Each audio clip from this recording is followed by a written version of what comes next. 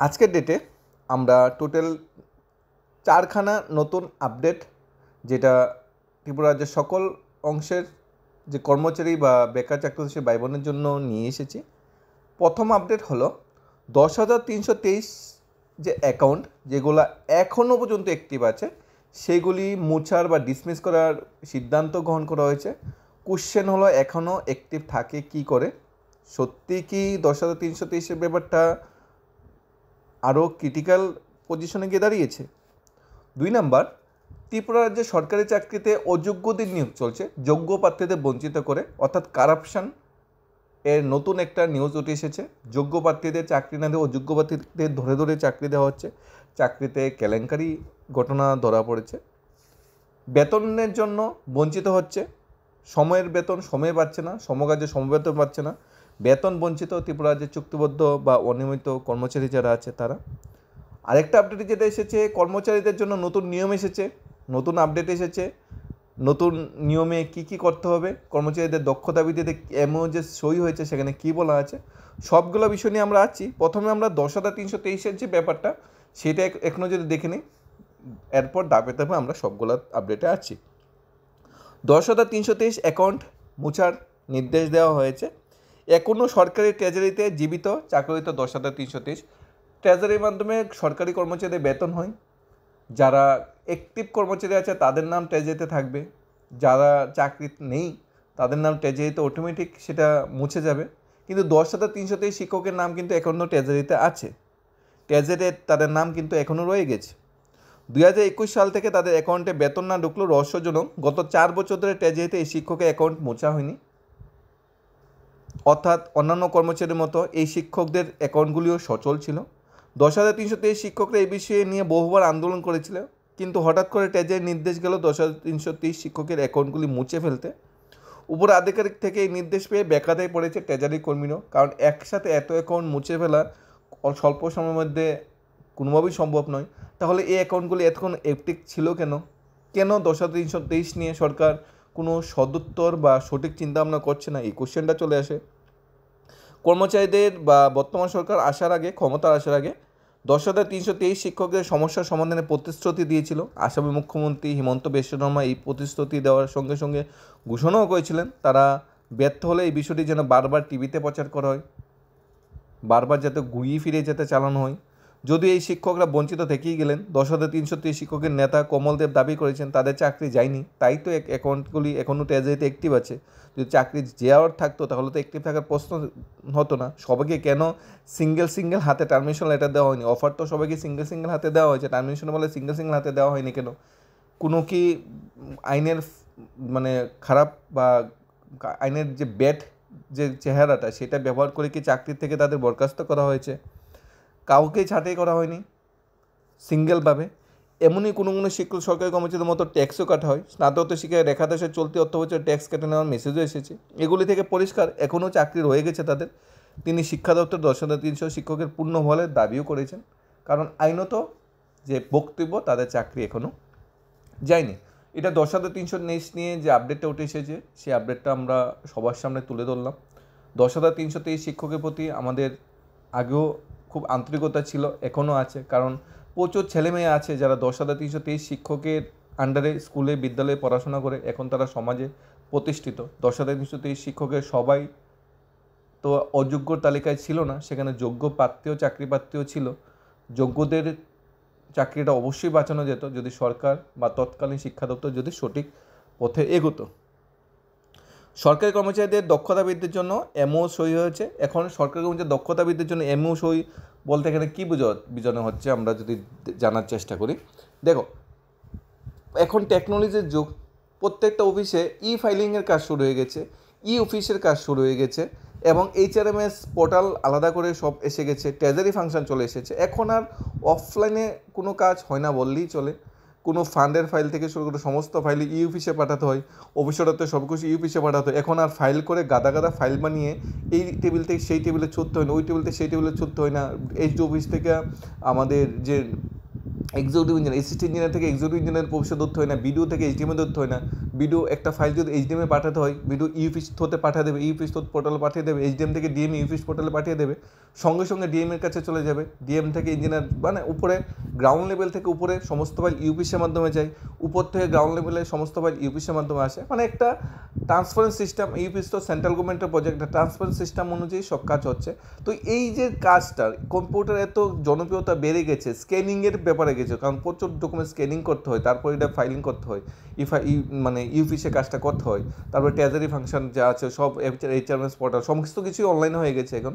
তো এই যে তাদের দক্ষতা বৃদ্ধির জন্য একটা এমও সই হয়েছে আমাদের ত্রিপুরা সরকারের সাথে, সেই এমইউ মোতাবেক এখন সমস্ত কর্মচারীরা যারা আছে, যারা আগে চাকরি পেয়েছে, যারা এই বিষয়ে অনেক অবগতি নয়, তাদের দক্ষতা বৃদ্ধির জন্য কাজ করানো হবে এবং সবাইকে সেই পর্যায়ে ট্রেনিং দেওয়া হবে এবং সবাই কিন্তু এই কাজগুলো আগে মানে আস্তে আস্তে শিখে নিতে হবে। কারণ সময়ে আমরা প্রথমে যখন চাকরি পেয়েছিল তখন কম্পিউটার ছিল না, কিন্তু যখন কম্পিউটারের আবিষ্কার হয়, কম্পিউটার যখন আসে সরকারি অফিসে, তখন কিন্তু কম্পিউটার কাজ কিন্তু করতে হয়েছে। তারপর কম্পিউটারে আমরা এক্সেল শিটে, ওয়ার্ডে অনেক কিছু ডকুমেন্ট বানাই, এগুলো প্রিন্ট আউট করি বা বিল পাস অর্ডার সব কিছু হয়, তারপর সেগুলো ফাইল করে নোটশিট দিয়ে এর বড় অফিসে পাঠাতে হয় বা আমাদের ফরওয়ার্ডিংয়ের মাধ্যমে পাঠাতে হয়। কিন্তু এখন আর সেই সিস্টেমটা উঠে গেল। এখন আর ফাইলিং বলতে ই ফাইল করে পাঠাতে হয়, অফিসে পাঠাতে হয়, অফিসারের অফিসে পাঠাতে হয়, ওই অফিস থেকে এই অফিস থেকে অফিসে ডাটা পাঠাতে হয়। সেইভাবে সবাইকে ট্রেনিং দেওয়ার জন্য এই ফাইলিংটা যেটা হয়েছে, কারণ হিউম্যান রিসোর্সের মানে যে আপডেট করে, হিউম্যান রিসোর্সকে আপডেট করার জন্যই এই ধরনের মানে দক্ষতা বৃদ্ধির কাজটা শুরু হয়েছে। এরপরে যেটা আপডেট এসেছে বেতন বঞ্চনা, এরপরের আপডেট যেটা এসেছে সরকারি চাকরিতে কেলেঙ্কারি, সরকারি চাকরি অযোগ্যদের টেনে এনে চাকরি দেওয়া হয়েছে। আমরা অযোগ্যের লিস্ট আগে দেখে নিই, তারপর আমরা আসছি যে এই অনিয়মিত চুক্তিবদ্ধ কর্মচারীর বেতন বঞ্চনার ব্যাপারটা আসছি, বা ডিএর জন্য যে আন্দোলন করতে হয় না সে বিষয়ে একটা আপডেট এসেছে, সেটা আমরা আছি। অযোগ্যদের নিয়ে বিষয়ে যে আপডেটটা এসেছে সেটা এসেছে TRLM-এ অযোগ্যদের নিয়োগ চলছে। এখানে এসেছে ডাবল ইঞ্জিনের রাজ্যে ফেক নিয়োগে অনিয়ম। এবার অভিযোগ TRLM ত্রিপুরা রুরাল ডেভেলপমেন্ট মিশনের বিরুদ্ধে পর্যাপ্ত যোগ্যতা না সত্ত্বেও চাকরি দেওয়ার অভিযোগ উঠেছে তাদের বিরুদ্ধে। বিষয়টা উচ্চ আদালত পর্যন্ত গড়িয়েছে, হাইকোর্টে কেস পর্যন্ত হয়েছে। অবশ্যই এটা নতুন কোনো ঘটনা নয়। ডাবল ইঞ্জিনের রাজ্যে সরকারি নিয়োগ নীতি নিয়ে অনিয়ম, এর জেরে আদালত পর্যন্ত পৌঁছানো কোনো নিয়ম নতুন ঘটনা নয়। প্রতিশ্রুতি ফোয়ারা চলছে একদিকে, আর অন্যদিকে বেপরোয়া লঙ্ঘন হয়ে উঠেছে। নিত্য নিয়োগ স্বচ্ছতার যে প্রতিশ্রুতি তা সমস্ত জলে ঢেলে দিচ্ছে। কিন্তু দেখা যাচ্ছে চুক্তিবদ্ধের নিয়োগে স্বচ্ছতা মাটি গড়াগড়ি করছে। চুক্তিবদ্ধ আউটসোর্সিংয়ের মাধ্যমে স্বজন পোষণ, তারপর যে ঘুষ কিংবা যেটা আমরা বলি সেই যে এই কারাপশন, সেটা চলে এসেছে। অর্থের বিনিময়ে চাকরি, স্বজন পোষণ, সেই ধরনের নিয়ম নীতি চলে এসেছে। বিজ্ঞাপনে উল্লিখিত শর্তাবলী পূরণ না করেও state mission manager financial inclusion পদে নির্বাচিত হয়েছেন দেবশ্রী পাটোয়ারি, নাম উল্লেখ করা হয়েছে। তার নিয়োগ প্রক্রিয়া চ্যালেঞ্জ জানিয়ে উচ্চ আদালতে দ্বারস্থ হয়েছে জনৈক বঞ্চিত প্রার্থী। 2023 সালে 8 ডিসেম্বর নিয়োগ সংক্রান্ত বিজ্ঞপ্তি দেওয়া হয় TRLM দপ্তর থেকে। State mission manager financial inclusion পদের প্রয়োজনীয় যোগ্যতা ছিল MBA। এছাড়া চাকরি প্রার্থীদের প্রাইভেট ব্যাংকিং সেক্টরে ন্যূনতম 5 বছর কাজে অভিজ্ঞতা থাকতে হবে, সেই সাথে গ্রামীণ অঞ্চলে 2 বছর কাজে অভিজ্ঞতা থাকা বাঞ্ছনীয়। পাশাপাশি এর বিকল্প হিসাবে নন ব্যাংকিং ফিনান্সিয়াল অথবা মাইক্রোফিন্যান্স ইনস্টিটিউশনে 5 বছরের কাজের অভিজ্ঞতা থাকতে হবে। ঘটনা হলো বর্তমান সময়ে চাকরি পাওয়ার ক্ষেত্রে যোগ্যতার শেষ কথা নয়, বাঁকা পথে কীভাবে চাকরি দেওয়া যায় কিংবা কীভাবে চাকরি আদায় করা হয় তার ব্লু প্রিন্ট কিন্তু নিত্য তৈরি হচ্ছে। এক্ষেত্রে এক ব্লু প্রিন্টের ক্যামেরার মধ্যে পর্যাপ্ত যোগ্যতা না থাকা সত্ত্বেও নির্বাচিত হয়েছেন দেবশ্রী পাটোয়ারি। জানা গেছে তিনি ইকফা ইউনিভার্সিটি থেকে MBA পাস করেছে, অর্থাৎ প্রয়োজনীয় শিক্ষাগত যোগ্যতা তার আছে। তাছাড়া 5 থেকে 10 মাস কাজ করেছে উজ্জীবন স্মল ফিন্যান্স লিমিটেড। কিন্তু এখানে যে 5 বছর যে অভিজ্ঞতা সেটা কিন্তু ওনার নেই। ওই অভিজ্ঞতাকে সাইটে রেখে ওনাকে স্বজন পোষণ নীতিতে চাকরিটা দেওয়া হয়েছে, এই অভিযোগটা উঠে এসেছে। বিনা আন্দোলনে কি দিয়ে পাওয়া যায়? হ্যাঁ, ঘটনা কিন্তু এরকমই, এই ধরনের একটা আপডেট এসেছে। প্রথমে আমরা দেখে নিই অনিয়মিত চুক্তিবদ্ধ কর্মচারীর যে ব্যাপারটা, সেটা কি এসেছে। বেতন বঞ্চিত রাজ্যের সম্মানিত চুক্তিবদ্ধ কর্মচারীরা প্রতি মাসের খবর, চুক্তিবদ্ধ কর্মচারীদের ঠিকঠাক কি বেতন হচ্ছে, আউটসোর্সিং কর্মচারীকে ঠিকঠাক বেতন হচ্ছে, সবখানে কিন্তু ঠিকঠাক বেতন হচ্ছে না। 2 মাস 3 মাস পরেও কিন্তু বেতন হচ্ছে। এটা কেন হচ্ছে? এই ধরনের অভিযোগটা কেন উঠে এসেছে? মাসের 24 তারিখ 25 তারিখ পেরিয়ে যাচ্ছে, 24 তারিখ পেরিয়ে যাচ্ছে, এখনও বেতন নিয়ে বহু সরকারি দপ্তরের চুক্তিবদ্ধ কর্মচারীদের বেশ কয়েকটি দপ্তরের বেতনের বিলে সময়ত জমা পড়েছে, কিন্তু ট্রেজারি বিলে কর্মচারী অন্যান্য কাজে ব্যস্ত থাকায় বৃহস্পতি অধিকাংশ চুক্তিবদ্ধ কর্মচারী বেতন দিতে পারেনি। তো বেতন না পেয়ে ক্ষুব্ধ বহু চুক্তিবদ্ধ কর্মচারী, এর জন্য দায়ী করা হচ্ছে অর্থ দপ্তরকে। জানা গেছে চুক্তিবদ্ধ কর্মচারীদের বেতন সাধারণত প্রত্যেক মাসের প্রথম সপ্তাহে দেওয়া হয়। এপ্রিল মাসে প্রথম সপ্তাহে কারোর বেতন দেওয়া হয়নি। মার্চ মাসে 31 তারিখ প্রত্যেক সরকারি দপ্তরে টাকা ফেরত নিয়ে নেই। অথচ দপ্তরে এক বছর এপ্রিল মাসের তৃতীয় সপ্তাহে থেকে তহবিল দপ্তরগুলিকে ফেরত দিতে শুরু করে অর্থ দপ্তর। এপ্রিল মাসে 18 থেকে 21 তারিখ পর্যন্ত ছুটির মেজাজে কাটিয়েছে সরকারি কর্মচারীরা। সেই কারণে কয়েকদিন বেতনের কোনো কাজ হয়নি। বেশিরভাগ বেতনের বিল ট্রেজারিতে পচন ধরতে শুরু করেছে। এখানে বুধবার বৃহস্পতিবার পর্যন্ত সরকারি দপ্তরে মার্চ মাসের বেতন আগাম নিয়ে দিয়েছিল কর্মচারীরা। এই তালিকায় রয়েছে কেন্দ্রীয় সরকারি দপ্তরগুলি। অথচ রাজ্য সরকারের অধিকাংশ দপ্তর চুক্তিবদ্ধ কর্মচারীদের নিয়ে উদাসীন। মাসের 24 তারিখ চুক্তিবদ্ধ কর্মচারীদের অধিকাংশের বেতন না হলেও মাথা ব্যথা নেই সরকারি আমলা থেকে শুরু করে মন্ত্রীদের। মন্ত্রীদের বেতন যথাযথ সময় হচ্ছে। শুক্রবারের মধ্যে চুক্তিবদ্ধ কর্মচারীদের বেতন মিটিয়ে তো দেওয়া হয়নি, সম্ভাবনা নেইও দেওয়ার, কারণ অলরেডি ওয়ার্কিং ডে ক্লোজ হয়ে গেছে। Saturday Sunday already holiday. সোমবারের ভিত্তিতে মিটিয়ে দেওয়া হবে কিনা চুক্তিবদ্ধ কর্মচারীদের বেতন, তা নিয়ে বড় ধরনের কোশ্চেন এসেছে। অলরেডি মন্ত্রীর কাছে নালিশ জমা পড়তে পারে।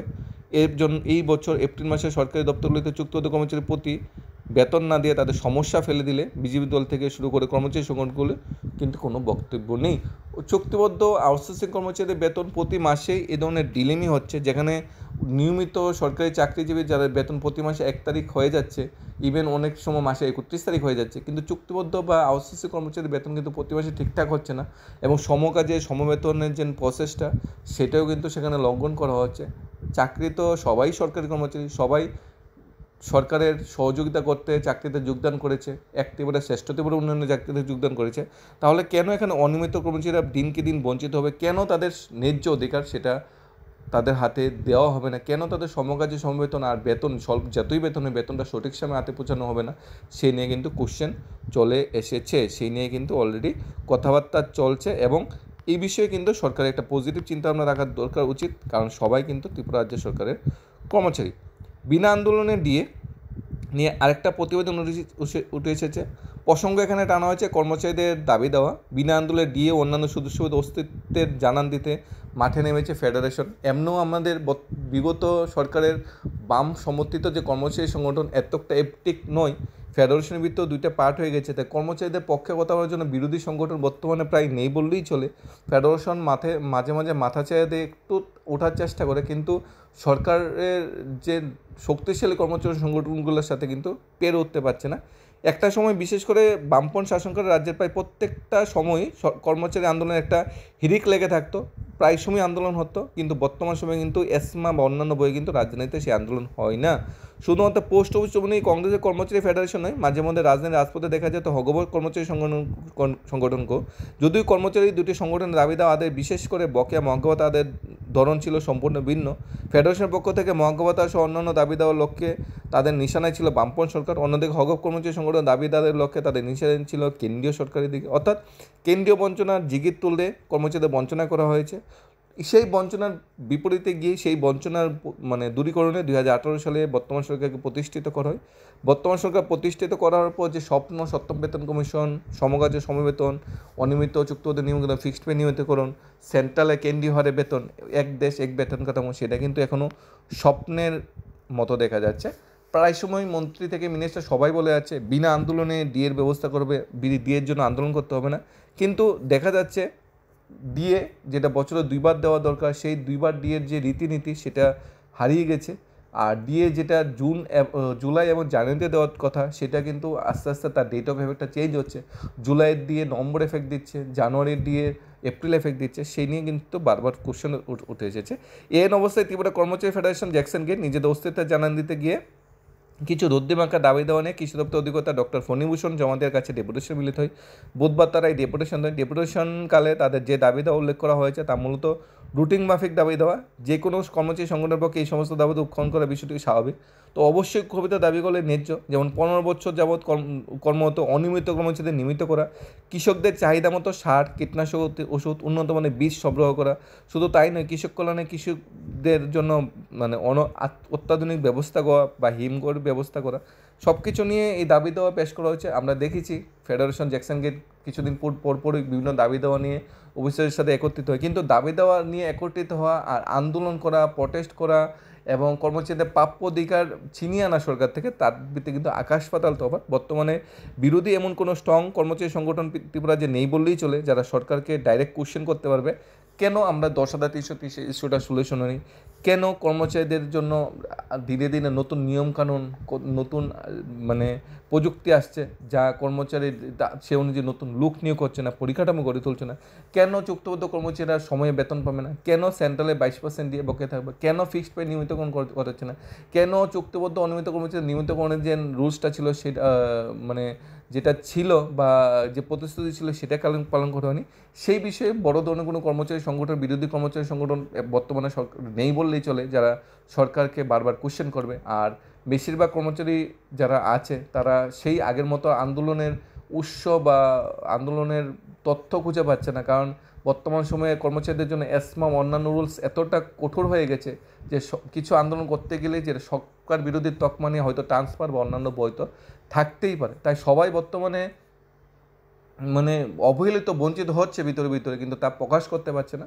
আশা করছি সরকার সেই জিনিসটা বুঝবে এবং কিছু একটা ব্যবস্থা এই বছর হয়তো করবে। পাশাপাশি আমরা আশা রাখবো যে যোগ্য ব্যক্তিরা যেভাবে চাকরি পেয়েছে ত্রিপুরা পুলিশ কনস্টেবলে, যোগ্য ব্যক্তিরা যেভাবে চাকরি পেয়েছে মানে টিএসআরে, GRBT, group D, group C, এরপরে আমাদের টিপিএসসির মাধ্যমে যে যোগ্য ব্যক্তিরা যেভাবে চাকরি পেয়েছে, সেই একইভাবে যাতে চুক্তিবদ্ধ অবস্থিত কর্মচারী নিয়োগেও কিন্তু সেই যে যোগ্য মানে সেই যে স্বচ্ছতা সেটা যাতে সরকার মেনটেন করে, তাহলে স্বচ্ছতার ভাবমূর্তিটা একটু পরিস্ফুটিত হবে। কারণ নিয়মিত চাকরি থেকে যে যোগ্যতা বা যে স্বচ্ছতা মেনটেন করা হয়, অনিয়মিত চাকরিতে বা চুক্তিবদ্ধ চাকরিতে কিন্তু সেই যোগ্যতা বা সেই স্বচ্ছতা কিন্তু মেনটেন করা হচ্ছে না। বারবার কিন্তু আউটসোর্সিং বা চুক্তিবদ্ধ কর্মচারী নিয়োগে কিন্তু বারবার অস্বচ্ছতার অভিযোগ কিন্তু উঠে এসেছে, যা সরকারকে অবশ্যই সে বিষয়ে ভাবতে হবে। ধন্যবাদ সবাইকে। Studies of Tripura YouTube channel.